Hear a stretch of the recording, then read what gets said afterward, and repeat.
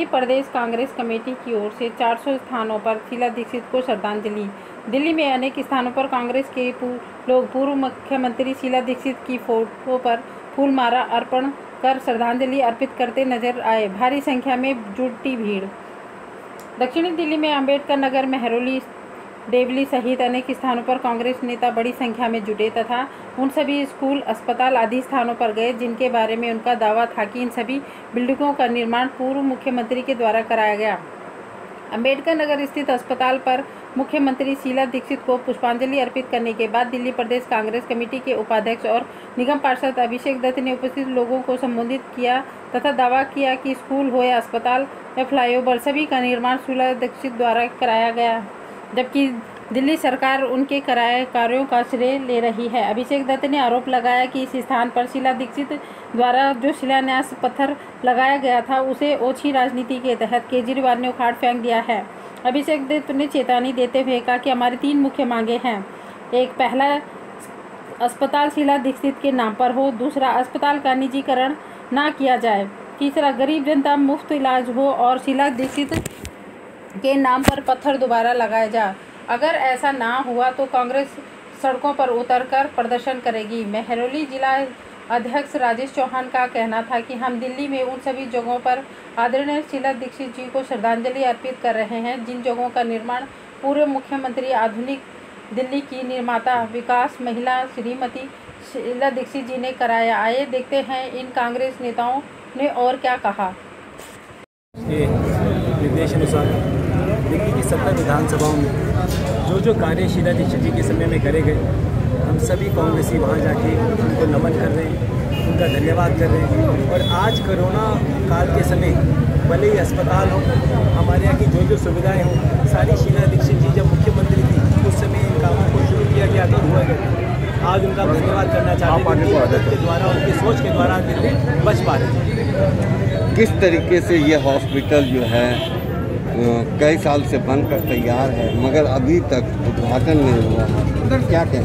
देखिए, बहुत शर्म की बात है। 2009 में पीडीए की ज़मीन, उस समय हमारे स्थानीय यहाँ से विधायक थे प्रेम सिंह जी, थोड़ा सोशल डिस्टेंसिंग का कर लो भाई, हमारे यहाँ पे थोड़े से सोशल डिस्टेंसिंग का कर लो। सब ने एक शुरुआत करी इस इलाके के लिए। यहाँ पे कोई भी सरकारी बड़ा अस्पताल नहीं था, लाखों लोगों को प्राइवेट डॉक्टरों के पास, प्राइवेट अस्पतालों में जाना पड़ता था। तो उनकी शुरुआत की शीला दीक्षित जी ने सारा फंड दिए।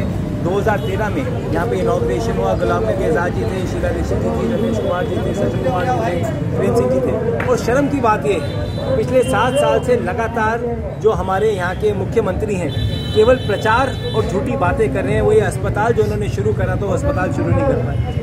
पिछले महीने कोरोना के समय जब ऑल पार्टी मीटिंग थी तो हमारे प्रदेश अध्यक्ष ने अमित शाह जी के सामने कहा कि 2300 बेड दिल्ली में तैयार है। वो सारे कार्य जो शीला जी द्वारा करे गए थे, भले वो द्वारका का अस्पताल हो, बुरारी का हो या हमारे क्षेत्र का हो, इनको जल्द से जल्द शुरू करा जाए, लोगों तक दिया जाए। ये देख के जो पत्थर स्वर्गीय शीला दीक्षित जी का लगा हुआ था, इन सरकारों ने उस पत्थर को भी हटा दिया। तो आपके माध्यम से हमारी डिमांड है अरविंद केजरीवाल जी से, आप जिस दिन भी इसका इनॉग्रेशन करें, पूरी कांग्रेस पार्टी आपका धन्यवाद करेगी, अपने शीला जी के कार्यों को पूरा करना। परंतु हमारी 2 डिमांड बहुत स्पष्ट है। पहली डिमांड कि यहाँ पत्थर लगा होना चाहिए और दूसरी डिमांड इस अस्पताल को शीला दीक्षित जी के नाम से रखा जाए। यहाँ के लोगों की ये जो आम जनता है उनकी ये डिमांड है। अभिषेक जी, अभी आपने एक आरोप लगाया कि अस्पताल को प्राइवेट संस्थान के हाथों बेचा जा रहा है, इसका क्या आधार है? क्या ये मात्र आरोप है? से मैं ये चेतावनी केजरीवाल जी को देना चाहता हूँ, ये जनता के पैसों से बना हुआ अस्पताल है जो जनता के लिए इस्तेमाल हो, किसी भी प्राइवेट आदमी के हाथ में ये ना जाए और ये निःशुल्क चलेगा, ये मैं आपको बताना चाहता हूँ। देखिए, शीला जी की आज पुण्यतिथि और पूरा कांग्रेस परिवार और दिल्ली आज उनको नमन करता है। जो दिल्ली आज आधुनिक दिल्ली देखते हैं, ये शीला जी की देन है।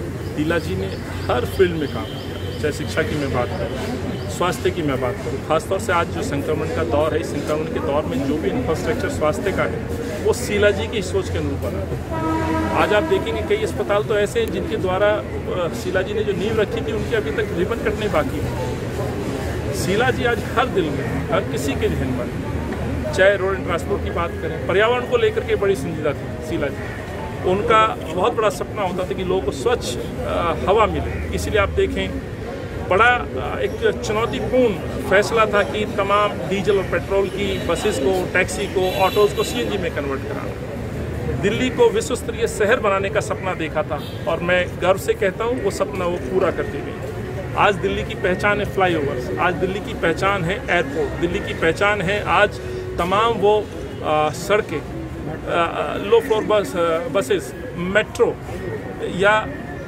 ग्रीन जो एरिया दिल्ली का है।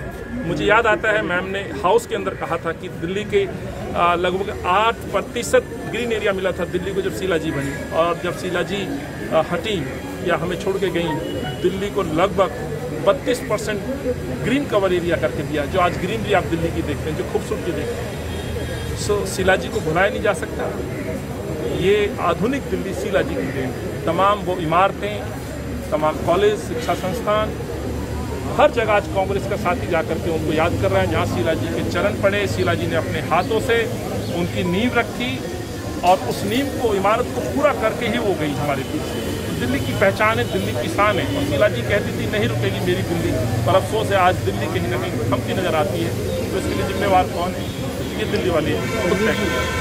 लेकिन एक चीज़ मैं ज़रूर कहता हूँ जिससे मुझे कहीं ना कहीं एक दिल में, एक बेटे होके भी, एक कांग्रेसी होके भी और दिल्ली के नागरिक होके भी एक संतोष आता है कि मैं दिल्ली में जब भी कहीं भी जाता हूँ, और मैं ये बात बार बार मैंने बात कही है, किसी भी गली में चले जाऊँ, किसी मोहल्ले में चले जाऊँ, हर जगह शीला जी का बनाया हुआ कोई ना कोई स्मारक, कोई ना कोई इमारत, कोई ना कोई विकास का काम मुझे दिखता है। तो जिसे कहते हैं ना कि बहुत कम लोगों को सौभाग्य मिलता है कि अपने माँ के काम की जीवित छवि हर पल दिखती रहे, और उससे लगता है कि नहीं, 15 साल इस कांग्रेस की नेता ने एक ऐसा काम किया इस प्रदेश में कि हम लोग कहीं भी चले जाएं, कोई ना कोई नया काम, चाहे पानी से जुड़ा हो, चाहे बिजली से, शिक्षा से, स्वास्थ्य से, पर्यावरण से, ट्रांसपोर्ट से, किसी भी विषय से जुड़ा हो, वो दिल्ली की हर जगह दिखता है, हर जगह मिलता है। और हम लोग दिल्ली वासी होकर भी एक तरीके से कह सकते हैं कि सौभाग्य रहा हमारा, कितना अच्छा एक 15 साल का प्रशासन रहा, और एक नई दिल्ली, एक आधुनिक दिल्ली, एक